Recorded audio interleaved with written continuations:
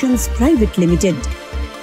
আপনারা দেখছেন express news, খবর নেয় খবর দেয়।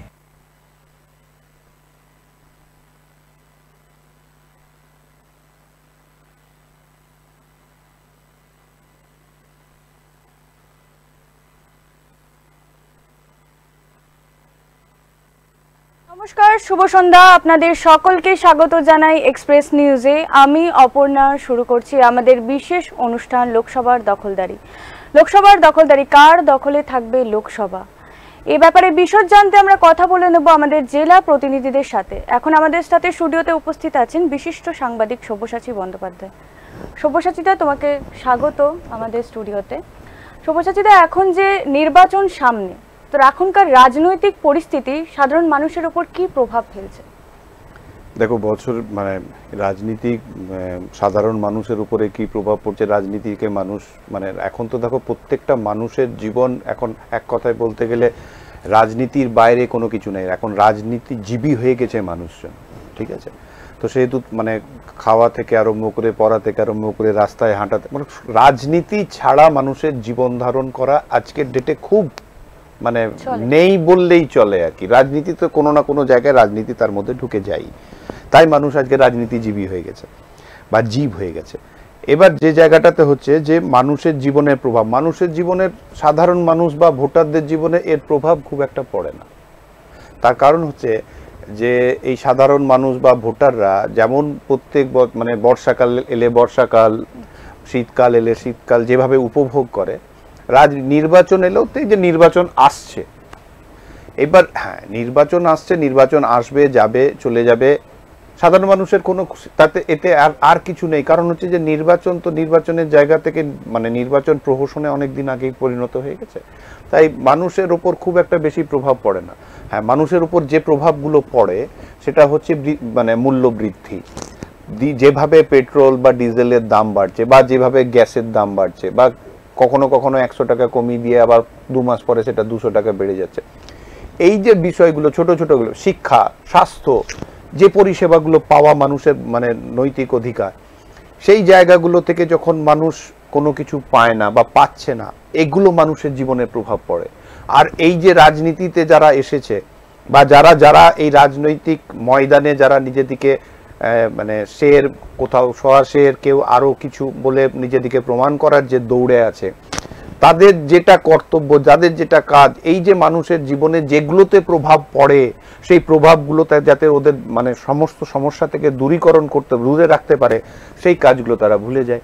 তো সেই জায়গায় দাঁড়িয়ে আজকের দিনে মানুষ খুব একটা এটাকে নিয়ে আর পড়ে না। তুমি দেখতে পাচ্ছ এই যে রাজনীতির যে তুমি খবরের মধ্যে রয়েছো, দেখছো যে কিছু কিছু জায়গায় কিছু হাতে গোনা কিছু লোক যারা দলীয় কর্মী এবং রাজনীতির সঙ্গে সরাসরি প্রত্যক্ষভাবে বা পরোক্ষভাবে যারা জড়িত, তারাই কিন্তু রাজনৈতিক নেতাদের নিয়ে মাতোয়ারা।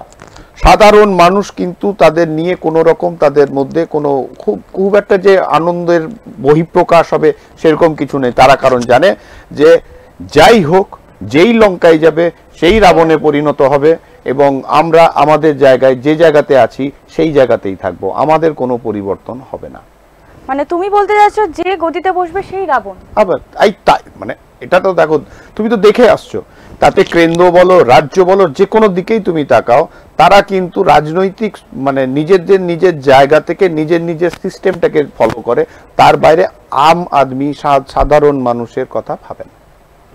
তাই প্রভাব সাধারণ মানুষের জীবনে কিছু নেই। একমাত্র প্রভাব যেগুলো, সেগুলো যদি ঠিকঠাক হয়, মানুষ যদি তার নৈতিক অধিকার যেটা আছে সেই নৈতিক অধিকারগুলো মানুষ পেতে পারে, তাহলে সেই জায়গাটা ভাবার কথা আছে যে না, মানুষ পাচ্ছে, চলো রাজনীতিতে এই জায়গাটার শুদ্ধিকরণ হয়েছে, চলো এখানে যাওয়া যেতে পারে।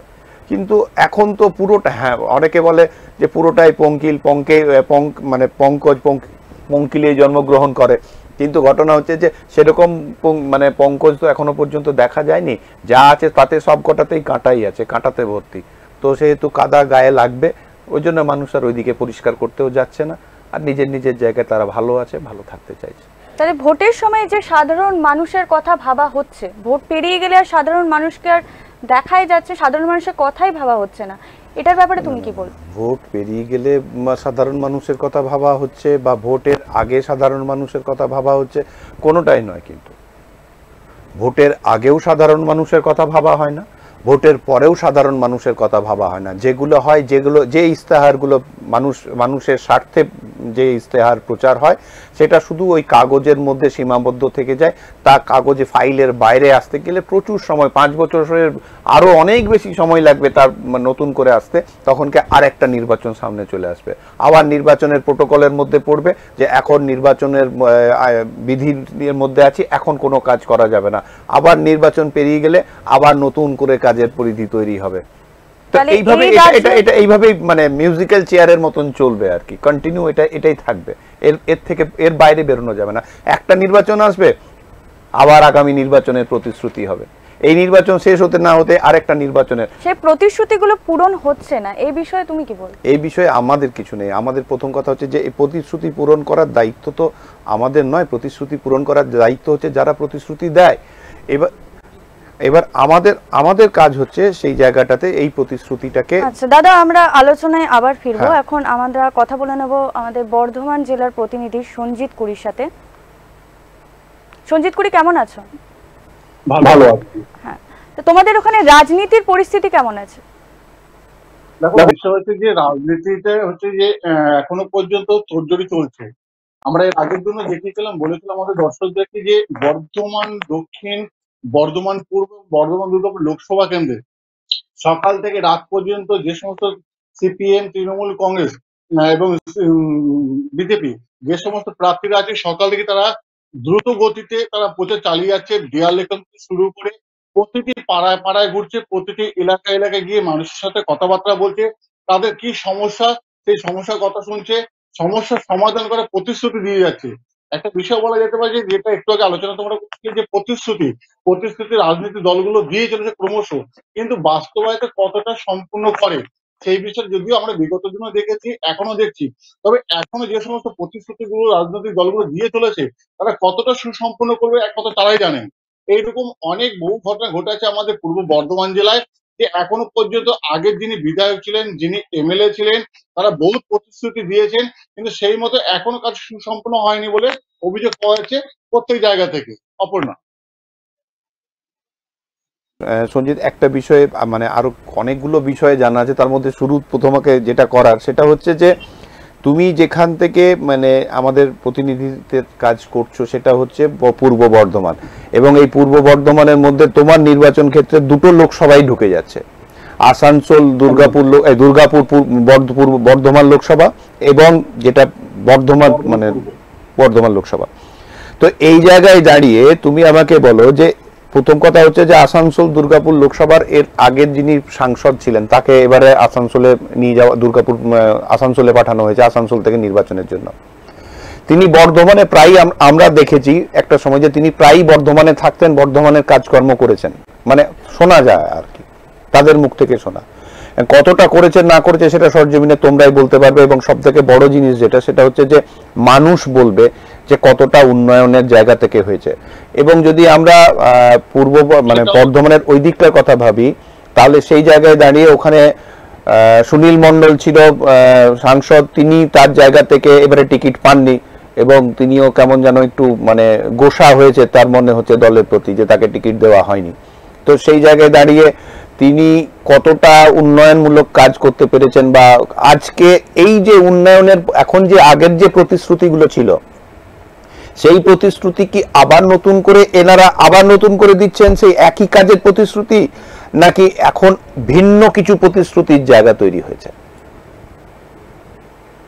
যে বিষয়টা যত তুমি বললে, যে বিষয়টা ছিল আগে আমাদের বর্ধমান যে প্রার্থী সাংসদ তিনি ছিলেন এস আলুওয়ালিয়া।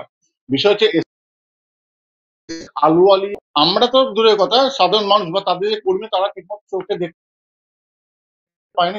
তিনি যখনই বর্ধমানে ঢুকতেন তিনি একটা কথাই বলতেন, আমি বর্ধমানের ছেলে, বর্ধমানের জামাই, বর্ধমানের জন্য সমস্ত কাজকর্ম করে চলেছি গোপন ভাবে। কিন্তু বিষয় হচ্ছে গোপন ভাবে তিনি, সেটা কিন্তু সাধারণ মানুষের প্রকাশ্যে আসছে না, সাধারণ মানুষ দেখতে পাচ্ছেন না। উনি যেটা বলতে চাইছেন যে আমি এই উন্নয়ন করেছি, কি কি উন্নয়ন করেছেন কি 5 বছরের মধ্যে এসএস আলুওয়ালিয়া তথা বিজেপি থেকে এখনো পর্যন্ত প্রকাশ করেনি। কথা হচ্ছে যে এসএস আলুয়া যে এখানটায় ছিলেন, যে সমস্ত কাজকর্মগুলো করেছেন সেই সমস্ত ফিস্তি এখন জমা পায়নি। সেইখানটা দাঁড়িয়ে প্রার্থী হয়েছেন বিজেপির আমাদের দিলীপ ঘোষ যেখানে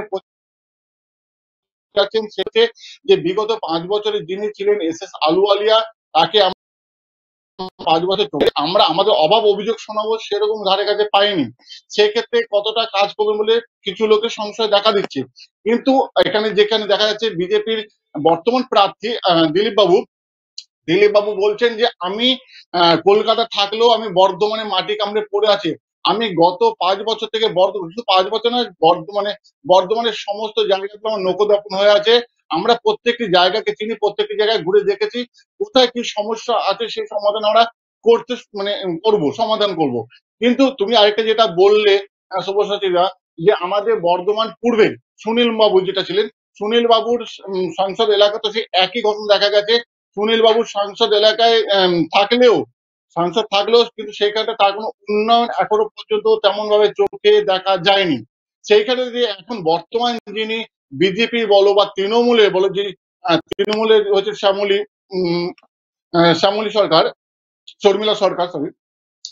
শর্মিলা দেবী যেখানে যাচ্ছেন সেখানে বলছেন যে সমস্ত কাজ করে দিয়েছি, আমাদের মাটি মানুষের সরকার উন্নয়ন করেছে 100%। কিন্তু সেইখানে দাঁড়িয়েও তাদের দলের লোকেরাই বা বিরোধী দলের লোকেরা বলছে যে এখনো পর্যন্ত এলাকার মানুষজন বাড়ি পায়নি, রাস্তাঘাট সম্পূর্ণ হয়নি, পানীয় জলের অভাব আছে বলে প্রত্যেকটি জায়গায় বর্ধমান দুর্গাপুর লোকসভা কেন্দ্র এবং বর্ধমান পূর্ব তো একই অভিযোগ উঠে আসছে ক্রমশ। তবে কতটা এখন যারা প্রার্থী আছেন তারা ভোটে জেতা পরে কতটা সফল করবেন সেই বিষয়ে চিন্তার বিষয়। শুভসাচীরা, আচ্ছা, এই যে জায়গায় ধরো এই যে প্রচারের যেভাবে মাত্রা বাড়ছে, এমনিতে তো মানে এক কথায় বলতে গেলে পারদ যত বাড়ছে তত প্রচারের পারদও বাড়ছে। সেই জায়গায় দাঁড়িয়ে এই শর্মিলী সরকার তাকে প্রার্থী করা হয়েছে, সে অন্য জায়গা থেকে নীরব খা তাকেও একদম এক কথায় ভূমিপুত্র সে বর্ধমানের লোক, তাকেও সেখান থেকে প্রার্থী করা হয়েছে। এবার আমার যেটা জানার সেটা হচ্ছে যে বর্ধমান এক কথায় একটা সময় ছিল যে একদম বাম দুর্গ বলা যেতে পারে।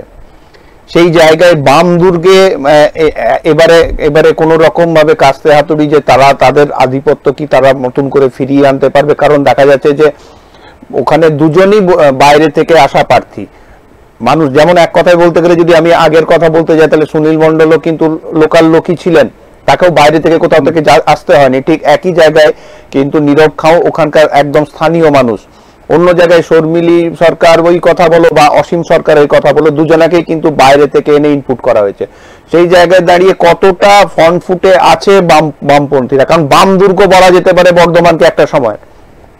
একদম দেখো, বিষয়টা হচ্ছে গিয়ে যে এখনো পর্যন্ত বাম প্রার্থী এবং কংগ্রেসের সঙ্গে যে যৌথ একটা আঘাত হয়েছে, তাতে করে ইদানিং কালে আমরা বর্ধমান থেকে দেখতে পাচ্ছি যে বাম এবং কংগ্রেসের মধ্যে একটা ক্ষোভ বিক্ষোভ দেখা দিচ্ছে। সেইখানে বাম প্রার্থী যে প্রচার যাচ্ছে, তাতে বর্ধমান দুর্গাপুর লোকসভায় হোক, বর্ধমান পূর্ব হোক, সেখানে কিন্তু কংগ্রেসের কাউকে দেখা যাচ্ছে না মিছিল মিটিং এ ফ্ল্যাগ ফেস্টুন এমনকি দেয়াল লিখনও কংগ্রেসের কিছু দেখা যাচ্ছে না। সেই কারণে কংগ্রেসের কিছু একটা গোসা হয়েছে। সেই বিষয় নিয়ে কংগ্রেস সাম্প্রতিক তারা কথা বলেছিল, সেখানটাতে তারা বলছে, সিপিএম থেকে বলছে যে আমরা তাদেরকে ইনভাইট করছি, ডাকছি, কিন্তু তারা কেউ আসছে কেউ আসছে না।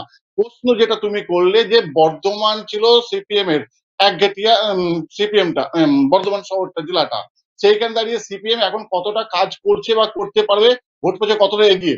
বিষয় হচ্ছে সিপিএম যেখানে যাচ্ছে, যদিও তাদের ক্রমশ কিছু সংখ্যক কর্মী থাকছে, সেই কর্মীদের নিয়ে তারা ভোট প্রচার শুরু করেছেন। কিন্তু মানুষের মুখে যেটা শোনা যাচ্ছে যে সিপিএম যতই ভোট প্রচার করুক ফ্রন্টে তারা আসতে পারবে না, কারণ গত 34 বছর যেই অপশাসন সিপিএম চালিয়েছিল সেখান থেকে মানুষ এখনো ভুলতে পারেনি। সেই কারণে সিপিএম এর মিছিল মিটিং এর কিছু সংখ্যক লোক দেখা গেলেও ভোট বাক্সে সেটা হবে না বলেই বিরোধীদের দাবি। শুভসাচীরা, আর যদি সেই জায়গাতেই মানে তুমি যদি যে জায়গাটার কথা বলছো যে যদি মানে মানুষ ওদের সঙ্গে, এবং প্রথম কথা হচ্ছে যে কংগ্রেস এবং সিপিএম এর মধ্যে এখনো পর্যন্ত মানে জোট হলেও সেই জোটের প্রক্রিয়াকরণে অনেক লেট হয়ে গেছে আর কি। এক কথাতে এটা তো অস্বীকার করার কিছু নেই। এবং হ্যাঁ, সেটাই। প্রত্যেককে মানে দুজন যেহেতু দুটোই বিরোধী একটা সময় কংগ্রেস এবং সিপিএম এর মধ্যে একটা বিশাল বড় দূরত্বের জায়গা ছিল, সেই জায়গায় একসঙ্গে রাজনীতি অনেক কিছু দেখায়, অনেক কিছু করায়, এটা তো মানে বলার অপেক্ষা রাখে না। কিন্তু সেই জায়গায় দাঁড়িয়ে মানে কংগ্রেসের কতটা সমর্থন মনে হচ্ছে বাম প্রার্থীরা পাবে, বিশেষ করে বর্ধমানের ক্ষেত্রে? কারণ আমি তোমাকে বলি, আমি একটা জায়গা বলি, এই বর্ধমান কিন্তু সাইবাড়ির সব থেকে বড় জায়গা। যে ইস্যুটা নিয়ে সেই সেই সেই সেই পরিবারের লোকজন বা বর্ধমানবাসী কিন্তু কি সত্যিই ভুলে যেতে পারবে, বা কংগ্রেসের লোকজন কি সত্যিই ভুলে যাচ্ছে সাইবাড়ির কথা? মানে এই এই জায়গায় চিন্তা ভাবনা করে কংগ্রেস এবং সিপিএম এর একত্রিত হওয়া, এটা মানুষ কিভাবে নিচ্ছে? একদম। যদিও সাম্প্রতিক আমরা 2-3 দিন আগে আমরা আমাদের বর্ধমান দুর্গাপুর লোকসভা কেন্দ্রের প্রার্থী সুকৃতি বাবুর সঙ্গে আমরা এই বিষয় নিয়ে কথাবার্তা বলেছিলাম, এমনকি কংগ্রেসের জেলা সভাপতি প্রবীর বাবুর সঙ্গে কথাবার্তা বলেছিলাম। সুকৃতি বাবু যেটা বলেছিলেন যে একটা সময় ছিল সিপিএম এবং কংগ্রেসের যে সাইবারি ঘটনা ঘটেছিল, তাতে করে সিপিএম কংগ্রেস সেটা যদি এখনো কিছুটা ভুলতে পারেনি, সিপিএম ও সেটা যদিও তাদের তাদের রাজনৈতিক ব্যাখ্যা দিয়েছে যে তারা করেনি, তারা হয়ে গেছে, দুর্ঘটনা আছে, যাদের যেটা বলা সেটা বলেছে। কিন্তু সেই বিষয়টা নিয়েও এখনো পর্যন্ত বর্ধমান শহরে, বর্ধমান জেলাতে কংগ্রেস সেখান থেকে কিন্তু এখনো ক্ষোভ বিক্ষোভ দেখাচ্ছে যে যেই সিপিএম আমাদেরকে খুন করেছে, মার্ডার করেছে, রক্ত রাঙা হাতে রক্ত মাখা ভাত মাকে খাইয়েছে, সেই সিপিএম এর সঙ্গে আমরা কি করে আতাত করে কি করে এক দেয়ালে পোস্টার লিখবো, একসাথে ঘুরবো, সেই ক্ষোভটাও কিন্তু কংগ্রেসের পক্ষ থেকে প্রকাশ করেছে। কংগ্রেসের পক্ষ থেকে এটাও জানিয়েছে যদি এর সঙ্গে এখন না হয় নির্বাচনী প্রক্রিয়াতে করছে, যখন সিপিএম জিতে যাবে তাহলে কি সেই জায়গাটা থেকে আমাদেরকে রাখবে, না আমাদের সে আগের মতনই সে ত্যাগ করে রাখবে, সেই কারণ থেকে কিছুটা দ্বিধাবোধ। যদিও জেলা সভাপতি বা জেলা পদস্থ অধিকারী যারা আছে তারা যদিও এখন উপর মহলে কথা শুনে আঘাত করলো, একদম নিচু মহলে যারা আছে তারা কিন্তু কোনো মতেই মানতে পারছে না এই বিষয়টাকে। সব্যসাচীরা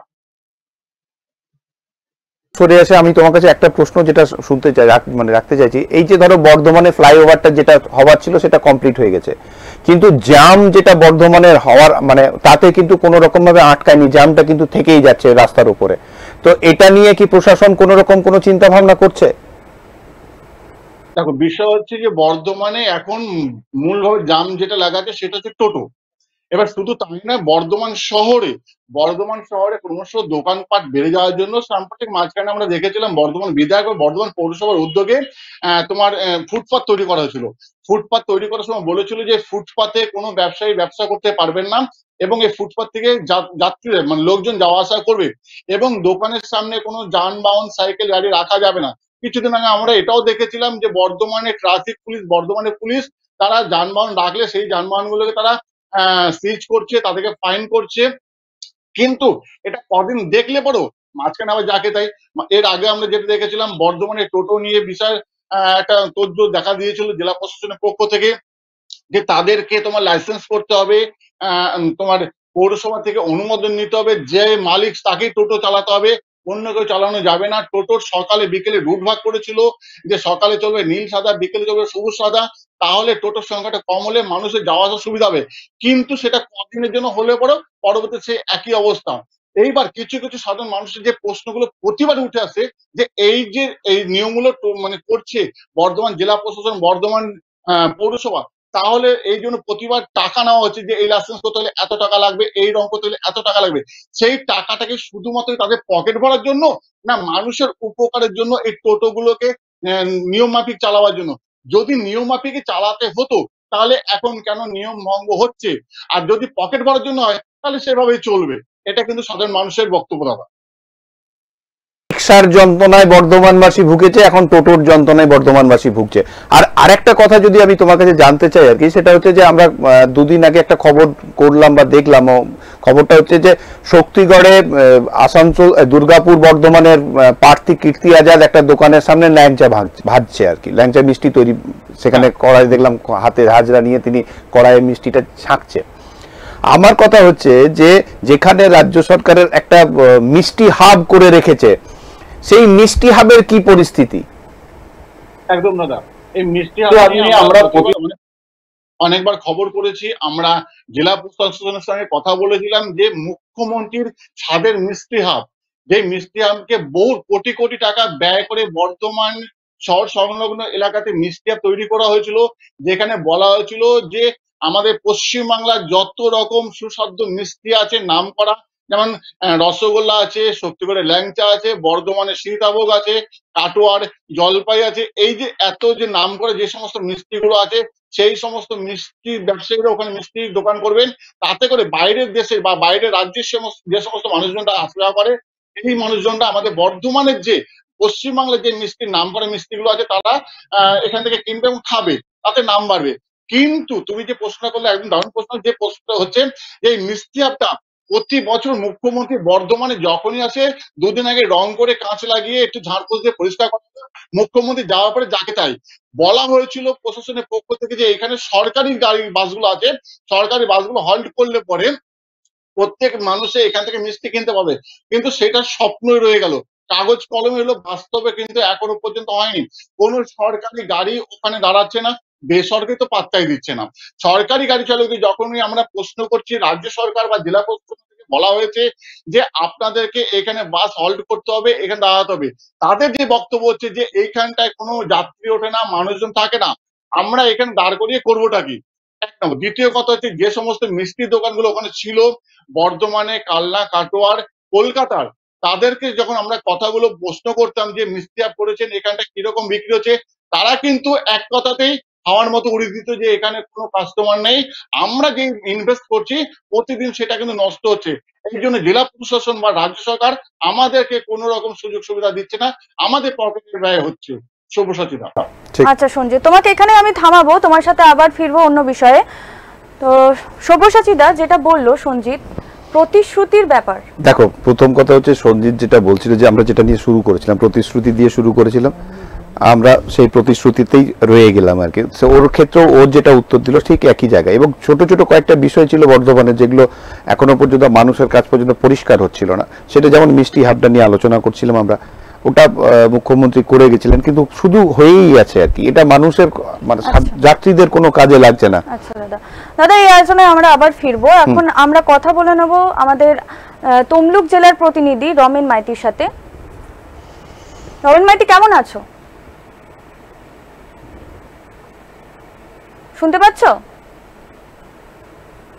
রমেন? শুনতে পাচ্ছ? হ্যাঁ শুনতে পাচ্ছি। আমি পিসিআর কে বলবো রমেন মাইতির সঙ্গে যোগাযোগ করার জন্য।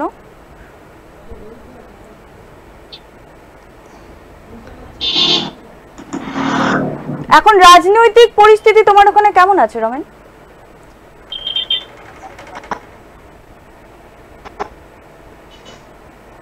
শুনতে পাচ্ছ? হ্যাঁ শুনতে পাচ্ছি। এখন রাজনৈতিক পরিস্থিতি তোমার ওখানে কোন দিকে যাচ্ছে? দেখো, আমাকে যেটা প্রথমে জানিয়ে রাখি, মেদিনীপুর জেলার যে নির্বাচন রয়েছে, লোকসভা নির্বাচন, সেই নির্বাচন 27শে মে। সেই 27শে মে অবশ্য হাতে এখনো প্রায় অনেকটা দিন রয়েছে, তবে তার আগে কিন্তু সমস্ত রাজনৈতিক দল তাদের প্রচারে তারা ব্যস্ত রয়েছে। যেমন আজকেই আমরা যেটা দেখলাম, নন্দীগ্রামে রাজ্যের যিনি বিরোধী দলনেতা, তিনি নন্দীগ্রামে তিনি আসেন এবং সেখানে যে সংখ্যালঘু সম্প্রদায়ের যে মানুষজন ছিল, সেই সমস্ত সংখ্যালঘু মানুষদের সঙ্গে তিনি ঈদের শুভেচ্ছা বিনিময় করেন এবং তারপর তিনি সংবাদ মাধ্যমের মুখোমুখি হন। এবং তোমাকে যেটা জানিয়ে রাখি, সকাল থেকেই যে তৃণমূল কংগ্রেসের যে প্রার্থী দেবাংশু, তিনি কিন্তু যথারীতি প্রচার সারছেন এবং সকালে তিনিও ঈদের শুভেচ্ছা বিনিময় করেন তমলুকে, এবং তারপর তিনি তমলুকের একটি মন্দিরেও যান, মন্দিরেও তিনি গিয়ে সেখানে মন্দিরে পুজো দেন এবং প্রচার সারে। এক কথা বলাই যায় যে তমলুক যে লোকসভা কেন্দ্র রয়েছে, সেই তমলুক লোকসভা কেন্দ্রে ভোট এখনো অনেকটা দেরি থাকলেও সমস্ত রাজনৈতিক দল কিন্তু তাদের প্রচারের নেমেও পড়েছে এবং তারা জোর কদমে প্রচার চালিয়েও যাচ্ছে। যেমন করে বিজেপি, যেমন করে যে তৃণমূল কংগ্রেসের বর্তমানে যে সমস্ত তাদের দুর্নীতিগুলোকে সামনে আনার চেষ্টা করছে মানুষের, এবং দুর্নীতিকে হাতিয়ার করে তারা মানুষের কাছে যাচ্ছে, ঠিক সেরকমই ভাবে তৃণমূল কংগ্রেস কিন্তু বিজেপির যে কেন্দ্রের যে সিএ বিল নিয়ে তারা সে হাতিয়ার করেছে এবং তারা মানুষজনকে বোঝাচ্ছে যে সিএ বিল হলে মানুষের যে নাগরিকত্ব সেই নাগরিকত্ব ফিরে নেওয়া হবে। সে বিষয়ে যেমন তারা মানুষের কাছে গিয়ে বলছে, ঠিক সেরকমই ভাবে রাজ্য সরকারের যে সমস্ত প্রকল্পগুলো রয়েছে সেই সমস্ত প্রকল্পগুলো মানুষের কাছে বলছে। তবে সিপিএম এর পক্ষ থেকে যিনি প্রার্থী হয়েছেন তমলুক লোকসভা কেন্দ্রে সায়ন ব্যানার্জি, তিনি কিন্তু যথারীতি বাম এবং তিনি যথারীতি তৃণমূল কংগ্রেস এবং এবং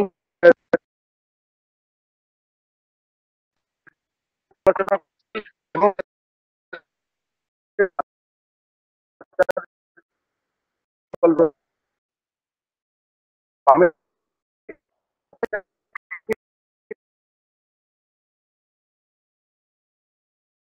তো দাদা আমরা আবার ফিরে আসবো আমরা যেখানে ছিলাম। সাধারণ মানুষ এই রাজনীতির প্রচার কার্য কিভাবে নিচ্ছে? না দেখো, প্রচার কার্য প্রত্যেক রাজনৈতিক দলের তাদের কাজ কর্মকাণ্ডের মধ্যে পড়ে। তারা তাদের মতন করে প্রচার করছে, বিভিন্ন পন্থা তারা নিয়ে আসছেন এবং বিভিন্ন বিষয়গুলো এখন তো ধরো সিএ নিয়েও প্রচার হচ্ছে যে মানে তারা থাকবে না এইগুলো আর কি, বিভিন্ন বিষয়গুলো নিয়ে আলোচনার মধ্যে থাকবে প্রচার। সঙ্গে যোগাযোগ করা গেছে দাদা, আমি থামাবো। রমেশ শুনতে পাচ্ছ? হ্যাঁ শুনতে পাচ্ছি।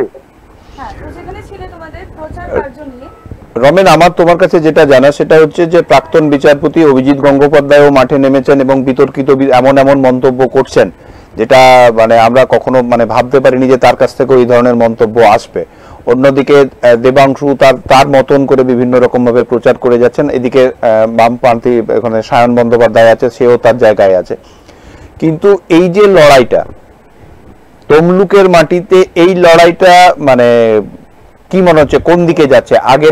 আগের নির্বাচনের মতন এক পেশে হয়ে যাবে, না এইবারের নির্বাচনটা একদম মানে ত্রিমুখী লড়াইয়ের মতন হবে, কোনটা? দেখো তোমাকে যেটা জানিয়ে রাখি, যে ত্রিমুখী লড়াইয়ের কথা বলছো সেই ত্রিমুখী লড়াই তৃণমূল জেপির মধ্যে কিন্তু এটা সমাবে, এটা আমরা বুঝতেই পারছি। একটা বিষয় যেটা বলে রাখা দরকার যে এই প্রথম কিন্তু যে পূর্ব মেদিনীপুর জেলায় নির্বাচন হচ্ছে অধিকারী ছাড়াই তৃণমূল কংগ্রেসের পক্ষে। কারণ আমরা যেটা লক্ষ্য করেছি, অধিকারী পরিবারের একটা পূর্ব মেদিনীপুর জেলায় তাদের গড় বলে পরিচিত এবং তৃণমূল কংগ্রেসে যখন শুভেন্দু অধিকারী, দিব্যেন্দু অধিকারী এবং শিশির অধিকারী তারা যখন ছিল, তারা প্রচারে কিন্তু আসল মুখ ছিল, একটাই মুখ ছিল অধিকারী পরিবারের, শুভেন্দু অধিকারী এবং শিশির অধিকারী। এই প্রথম তৃণমূল কংগ্রেস লড়াই করছে কোনো রকম অধিকারী পরিবারের কোনো ব্যক্তিকে ছাড়াই। সেক্ষেত্রে বলা যেতেই পারে যে অধিকারী গড় হিসাবে যে পূর্ব মেদিনীপুর পরিচিত, সেখানে কিছুটা হলেও পিছনে রয়েছে তৃণমূল কংগ্রেস। এবং তমলুকে যেটা আমরা লক্ষ্য করছি প্রচারের ক্ষেত্রে বা মানুষের সঙ্গে কথা বলে আমরা যেটা বুঝতে পারছি, এখনো পর্যন্ত কিছুটা হলেও কিন্তু পিছনে রয়েছে তৃণমূল কংগ্রেস। তমলুকের মানে এক কথায় যদি বলা যায় যে সেটা হচ্ছে যে অধিকারী গড়ের যে জায়গার কথা বলছো তুমি তমলুকে, বিনা এবং এবারের নির্বাচনটা তৃণমূল কংগ্রেস বিনা অধিকারীর পরিবারের কোনো সদস্য ছাড়াই লড়াইটা করছে। অন্যদিকে আমি যদি তোমাকে বলি যে ওইখানের রাজ্যের মন্ত্রী তথা তৃণমূলের হেভিওয়েট নেতাও অখিল গিরির কি ভূমিকা রয়েছে এবারের এই নির্বাচনে? তাকে তো খুব একটা নির্বাচনের খুব একটা কাজে খুব একটা চোখে পড়ছে না আর কি, যেভাবে পড়ার কথা, যেভাবে তার ঘাড়ের উপর দিয়ে দায়িত্ব দিয়ে আছে। দেখো তোমাকে জানিয়ে রাখি, পূর্ব মেদিনীপুর জেলায় কিন্তু দুজন মন্ত্রী রয়েছে তৃণমূল কংগ্রেসের পক্ষ থেকে, এক অখিল গিরি এবং দ্বিতীয় যিনি রয়েছেন বিপ্লব রায় চৌধুরী। আমরা নির্বাচনী সেরকম ভাবে প্রচারে কিন্তু এখনো পর্যন্ত দুই মন্ত্রীকে সেভাবে লক্ষ্য করা যায়নি।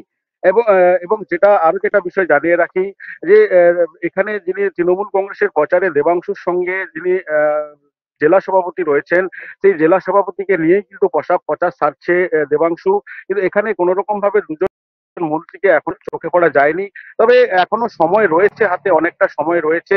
পরবর্তীকালে হয়তো দুই মন্ত্রী মাঠে নামবে এবং তারাও কিন্তু তৃণমূল কংগ্রেসের হয়ে প্রচারও সারবে। ধন্যবাদ, তোমার সাথে কথা বলে খুব ভালো লাগলো। আমরা আবার আসবো তোমার কাছে অন্য বিষয়ে। দাদা যেখানে ছিলাম নির্বাচনের প্রচার নিয়ে, নির্বাচনের প্রচার সাধারণ মানুষের ওপর যে তোমার কি মতামত? দেখো আমি ওইটাই তুমি একই জায়গায় আছি। আমরা নির্বাচনের প্রচার, আমি তো তোমাকে একটা কথা প্রথমেই বললাম, সেটা হচ্ছে যে নির্বাচনের প্রচার বা সাধারণ মানুষের উপর কোনো প্রভাব পড়ে না, কিন্তু আমরা যেভাবে তমলুকের কথা এই মুহূর্তে রমেনের কাছে যেটা না প্রতিশ্রুতি মানুষ বোঝে, মানুষ জেনে গেছে যে এরা প্রতিশ্রুতিরা নির্বাচনের সময় আসে, নির্বাচনের সময় যাবে, কিন্তু এই প্রতিশ্রুতির সঙ্গে নির্বাচনের কোনো ইয়ে নেই। আমার যেটা তোমার কাছ থেকে জানার বা যেটা তোমাদের কাছ থেকে মানে আমি রমেনের কাছ থেকে যেটা পেলাম তাতে যেটা বুঝতে পারছি আর কি, সেটা হচ্ছে যে এবারের যে নির্বাচনের কথা রমেন বলছে সেটা হচ্ছে যে অধিকারীদের ছাড়া নির্বাচন হচ্ছে তৃণমূল কংগ্রেসে।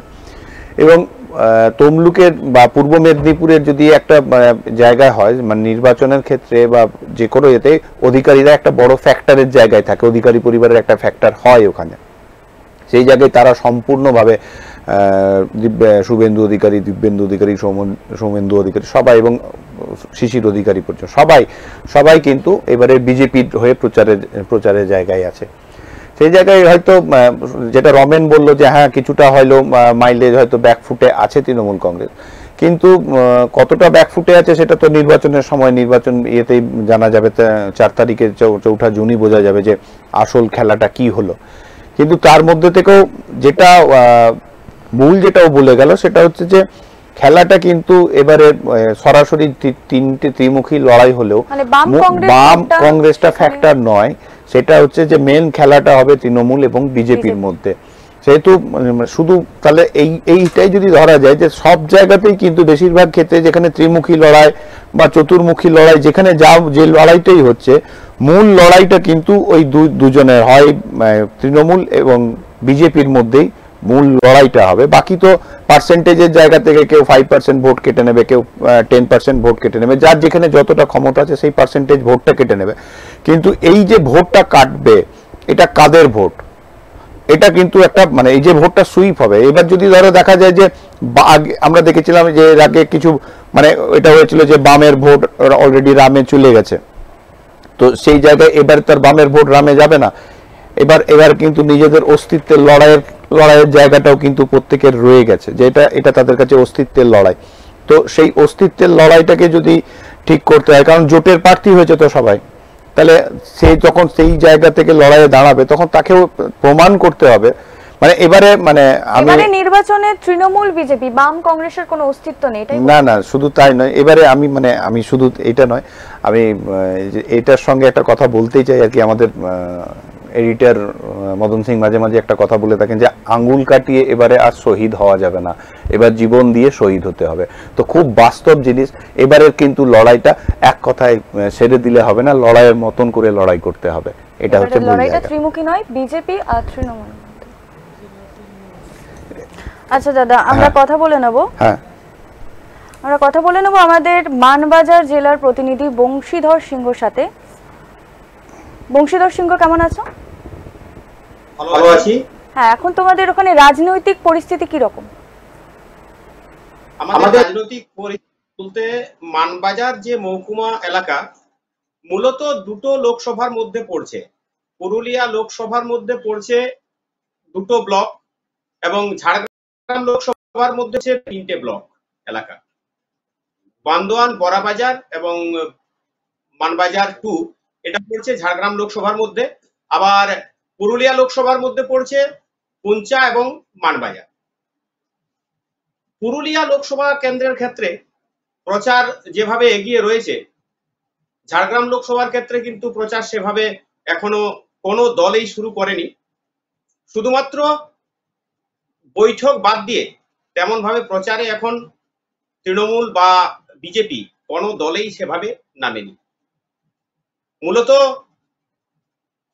পুরুলিয়া লোকসভার ক্ষেত্রে সব দলেই প্রায় ঝাঁপিয়ে পড়েছে তাদের প্রচার কার্যে। ভারতীয় জনতা পার্টি থেকেও প্রচার তুঙ্গে চলছে, সঙ্গে সঙ্গে তৃণমূলও পিছিয়ে নেই। সাথে শুরু হয়েছে বাম কংগ্রেস জোট প্রার্থী নেপাল মাহাতোর সমর্থনেও প্রচার।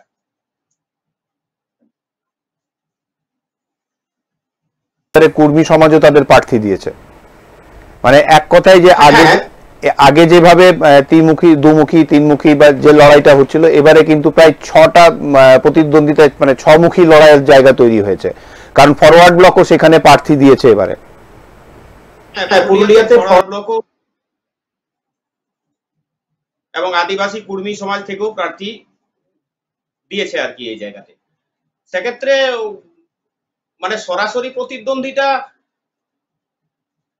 বলতে গেলে বিজেপি, তৃণমূল এবং বাম কংগ্রেস জোটের প্রার্থী যারা মানে যিনি রয়েছেন, মূলত এই তিনটি প্রার্থী সরাসরি প্রতিযোগিতা হবে বলে সাধারণ মানুষও মনে করছে।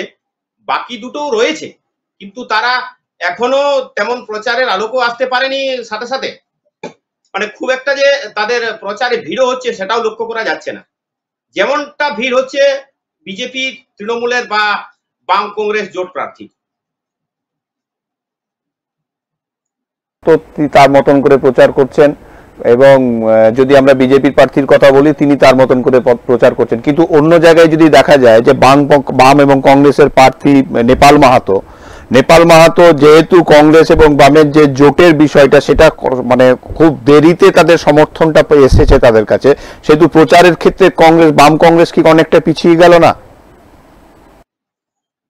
আমি একটু বলি, আমি এই মুহূর্তে পুরুলিয়া জাতীয় কংগ্রেসের সিনিয়র ভাইস প্রেসিডেন্টের কাছে পেয়েছি আমাদের সঙ্গে শামীম দাদ খান মহাশয়কে। তার সাথে একটু কথা বলে নি এই বিষয়টা নিয়ে, তারা কেন প্রচারে পিছিয়ে রয়েছেন এই সম্পর্কে।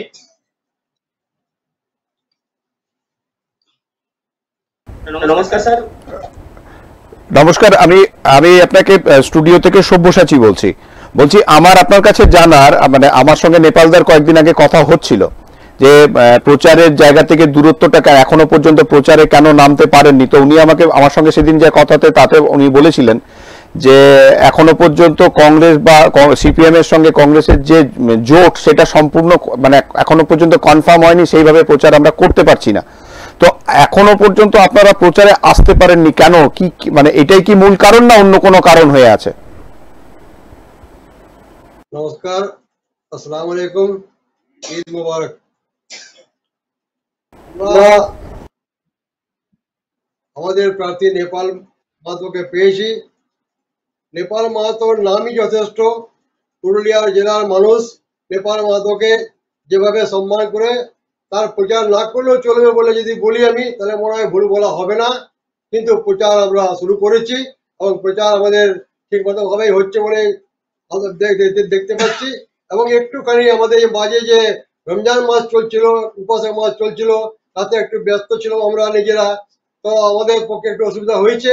এখন আজকে এই উৎসব পালন হলো, এখন আমরা আরো ফ্রি হয়ে গেছি এবং আগামীকাল থেকে আমাদের প্রচারের অনেক বেড়ে যাবে বলে মনে করছি এবং আমরা প্রচার করব। আমরা মানুষকে যাওয়ার মতো যোগ্যতা রাখি, আমাদের মুখ আছে। আমাদের জন্য যে আমাদের যে ক্যান্ডিডেট যিনি হয়েছেন নেপাল মাহাতো, তাকে পুরুলিয়ার সমস্ত মানুষ সম্মান করে, তার নামই যথেষ্ট বলে মনে করি এবং তাকে নিয়ে আমরা যখন মাঠে নামবো তখন আরো আমরা উজ্জীবিত হবো বলে মনে করছি। আচ্ছা, আমাকে একটা জিনিস বলুন, যে বাম যে সিপিএম আপনাদের সঙ্গে এই মুহূর্তে জোট করেছে, তাদের সব থেকে তাদের শরিক মানে ফরওয়ার্ড ব্লক, সেই ফরওয়ার্ড ব্লক তারা কিন্তু আলাদাভাবে একদম অন্যভাবে আপনাদের বিরুদ্ধে যে পরে ওখানে একটা প্রার্থী দিয়েছে। তো সেই ক্ষেত্রে বা আবার কর্মী সমাজও তাদের প্রার্থী দিয়েছে, এটা এই যে পার্সেন্টেজ ভোটটা, এটা কি আপনাদের ক্ষতি করবে না? যেভাবে মানে ফরওয়ার্ড ব্লক আপনাদের শরিক দল হিসেবে সিপিএম ওরা প্রার্থী দিয়েছে পুরুলিয়া লোকসভা আসনে, সেক্ষেত্রে আপনাদের এই যে জোটের প্রার্থী নেপাল বাবু, তার ভোটে কতখানি ক্ষতি হবে সেটাই জানতে চাইছি। আমাদের জোট হয়েছে বামফ্রন্টের সঙ্গে এবং বামফ্রন্টে সবাই আছে, আরএসপি আছে, সিপিআই আছে, অনেক আছে, ফরওয়ার্ড ব্লক আছে। এখন ফরওয়ার্ড ব্লক নিজস্ব একটা দল, তো ওরা যদি ডিসিশন নিয়ে থাকে যারা লড়াই করবে, তো লড়াই করার অধিকার সবাইকার আছে, ওরা লড়াই করবে। ওরা এতে আমাদের ক্ষতি করার কিছু ব্যাপার নেই। আমরা বামফ্রন্টের সঙ্গে জোটে লড়াই করছি, আমরা ইন্ডিয়া জোটের প্রার্থী বলে আমাদের নেপাল মাহাতো হয়েছেন এবং আমরা সেভাবে আমরা সমর্থন পাবো এবং তাতে কে দাঁড়াচ্ছে কে না দাঁড়াচ্ছে দেখা আমাদের দরকার আছে বলে মনে করি না। আমাদের ফাইট হবে এগেইনস্ট যারা দাঁড়িয়েছে তাদের সঙ্গে। এখানে তো বিএসপিও আছে, এসইউসিআইও আছে, কর্মী সমাজও আছে, বিজেপি আছে, টিএমসি আছে, ফরওয়ার্ড ব্লকও আছে। আমাকে আরেকটা জিনিস যেটা আমার জানার আছে সেটা হচ্ছে যে এই মুহূর্তে বাংলায় 42টি আসনে তৃণমূল এককভাবে নিজের জায়গা থেকে প্রার্থী দিয়েছে, আপনাদের জোটের সঙ্গী হিসাবে দেয়নি, কিন্তু উনি দিল্লিতে গিয়ে পরে ওনার প্রতিনিধিকে দিয়ে বলিয়েছেন যে তারা ইন্ডিয়া জোটের সঙ্গেই আছে। সেক্ষেত্রে কি আপনাদের কোনো সমস্যার জায়গা তৈরি হয়নি বা হচ্ছে না? এইখানে যেটা জানতে চাওয়া হচ্ছে যে ওইখানে 42টি আসনে যে প্রার্থী দেওয়া হয়েছে তৃণমূল থেকে, তো সেই বিষয়টা নিয়ে আমরা যেটা জানতে চাইছি যে আপনাদের তাতে কি কোনো মানে এই পুরুলিয়া আসনের ক্ষেত্রে সেটা কোনো প্রভাব পড়বে? আপনাদের তো সব জায়গায় প্রার্থী দেওয়া হয়নি ইন্ডিয়া জোটে। টিএমসি যেটা করলো 42টা আসনে প্রার্থী ডিক্লেয়ার করলো, এটা ইন্ডিয়া জোটের ভাষা নয়। ইন্ডিয়া জোটের এগেনস্টের ভাষা যদি বলি তাহলে তো ভুল বলা হবে না, কারণ ইন্ডিয়ার নামটা টিএমসি সুপ্রিমো মমতা ব্যানার্জি এবং ভারতবর্ষের মানুষ করেছিল যে ইন্ডিয়া জুড়ে ফাইট হবে, কিন্তু আমার ঘর ঠিক থাকবে না আর আমি বাইরে ঠিক করব, এটা কিন্তু নিয়ম নীতি নয়। উনি পশ্চিমবঙ্গে কাউকে কোনো সিট দেবেন না। যে সিপিএম ইন্ডিয়া জোটের অংশীদার কিন্তু তাদের কোনো সিট দিয়ে এখন ডিক্লেয়ার করে ওনার উদ্দেশ্য কিন্তু আমরা দেখতে পাচ্ছি অন্যরকম। যদি বলা হয় যে ওনারা বিটিং হয়ে গেছেন তাহলে বোধহয় ভুল বলা হবে না। এটা লক্ষ্য করেছি বিগত দিন থেকে কিন্তু বিজেপি কাজ করছে, কিন্তু ডাইরেক্ট নয় ইনডাইরেক্ট ভাবে। যেমন দেখুন ভাইস প্রেসিডেন্ট যে ভোটটা হলো, প্রেসিডেন্ট অফ ইন্ডিয়া যে ভোটটা হলো, পশ্চিমবঙ্গের গভর্নর সাহেব দাঁড়িয়েছিলেন ভোটে, সেই ভোটকে কেন বয়কট করলেন? বিজেপি ভোট নিজে দেবে, কিন্তু আপনি বয়কট করে দিলেন, সুযোগ করে দিলেন পরোক্ষভাবে। এইভাবে হয় না। উনি যে নিজে সাইড করে নিয়ে বিজেপিকে সমর্থন করছেন, দিয়ে বলা যাচ্ছে এই 42টা এটাতে যদি সিপিএম এবং কংগ্রেস যারা ইন্ডিয়া জোটে রয়েছে তাদেরকে নিয়ে ডিক্লেয়ার করতেন, তাহলে বিজেপির বিরুদ্ধে লড়াইটা শক্ত হতো এবং বিজেপি জিরো হয়ে যেত বলে মনে করি আমি। কিন্তু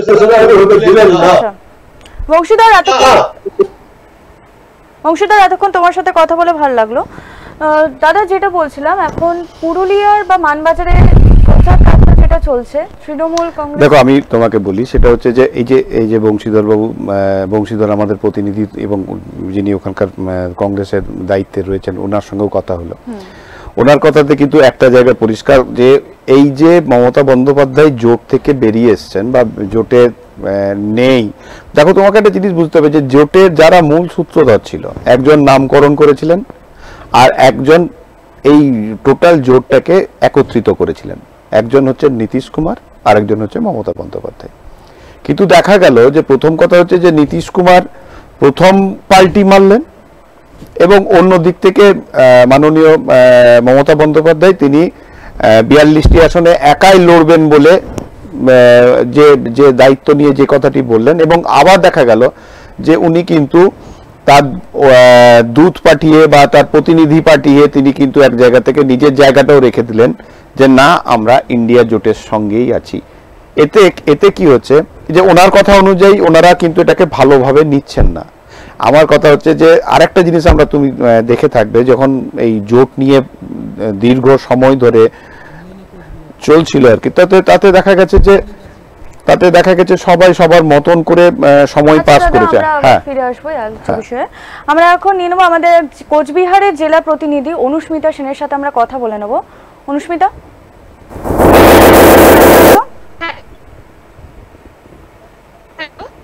শুনতে পাচ্ছ?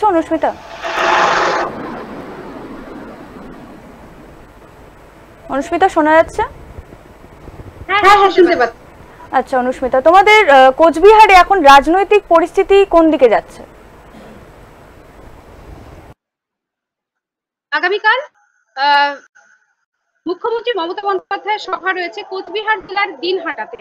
আপাতত এই কোচবিহারে দিনহাটাতে সংহতি ময়দানে আগামীকাল যে মুখ্যমন্ত্রী জনসভা রয়েছে, সেই জনসভার ইতিমধ্যেই জোর কদমে প্রস্তুতি পর্ব চলছে।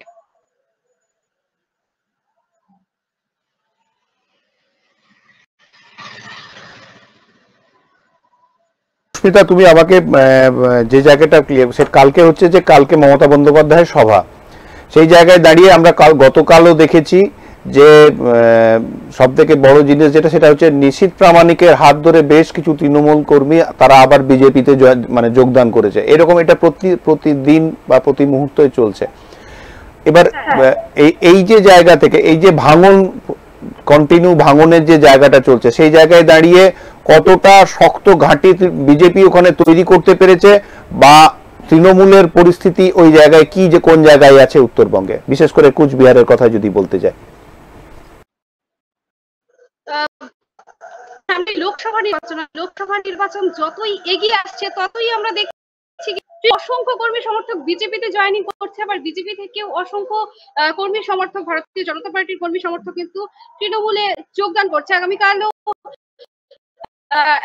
গতকাল সভায় মহামিছিল থেকে কিন্তু প্রায় 20টি পরিবার তুফানগঞ্জ 2 নং ব্লকের, কুচবিহার জেলা তুফানগঞ্জ 2 নং ব্লকের যে কাশিয়াবাড়, সেখানে একটি বিজেপির জনসভা হয়েছিল। সেই জনসভাতে কিন্তু মিছিল হয়েছিল, বিরাট মিছিল হয়েছিল। সেখানে পরিবার কিন্তু একই সঙ্গে বিজেপিতে যোগদান করে তৃণমূল থেকে।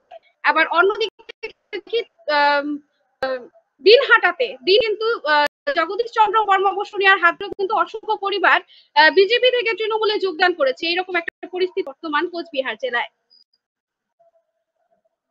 এটা মানে আরো জায়গা, সেটা যেটা হচ্ছে পরিস্থিতিতে এই মুহূর্তে যে বামফ্রন্ট ওখানে যারা রয়েছে আর কি, বাম এবং কংগ্রেসের যে জোট, তারা কোন জায়গাতে আছে, তাদের ভূমিকা কি? আমরা তো বিজেপি এবং তৃণমূলের কথা দেখছি, প্রত্যেকের জায়গা থেকে মানে ওর ঘর ভাঙছে, ওর ঘর ভাঙছে, কিন্তু যারা নিজের নতুন করে শক্ত ঘাঁটি তৈরি করার জন্য প্রার্থী দিয়েছে, তাদের ভূমিকা কি?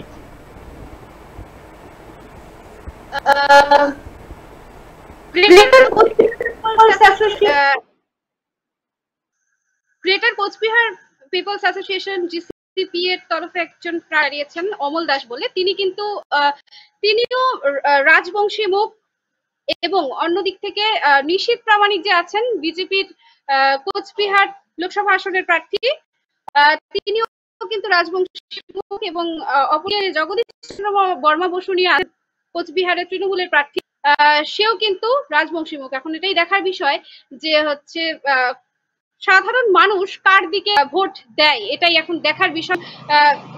যিনি আছেন জিসিপি এর যিনি প্রার্থী রয়েছেন অমল দাস, তিনি কিন্তু বলেছেন একটি সাক্ষাৎকারে যে মূলত রাজবংশী মানুষদের জন্যই কিন্তু তার এই লড়াই।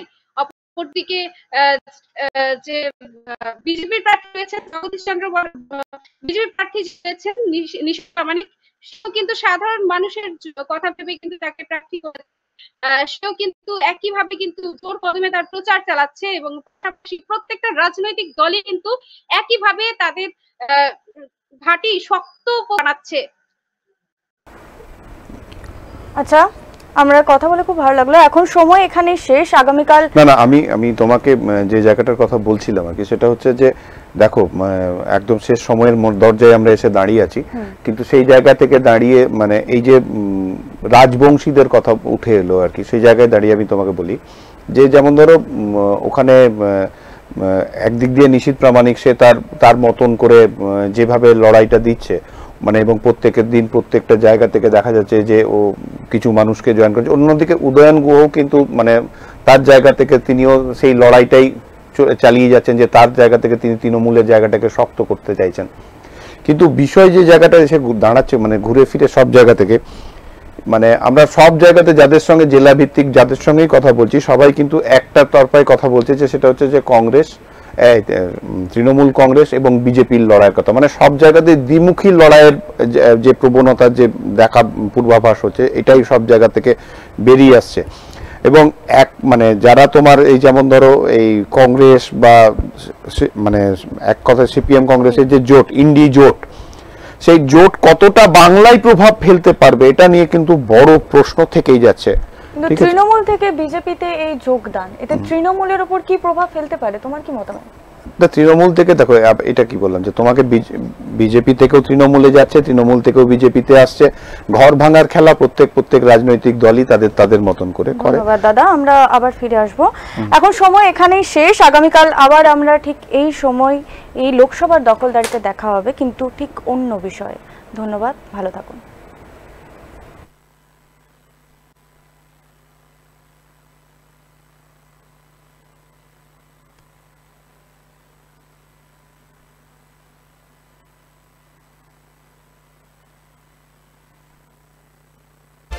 এই হলো ডেডলাইন কমিউনিকেশনস প্রাইভেট লিমিটেড। আপনারা দেখছেন এক্সপ্রেস নিউজ, খবর নেয়, খবর দেয়।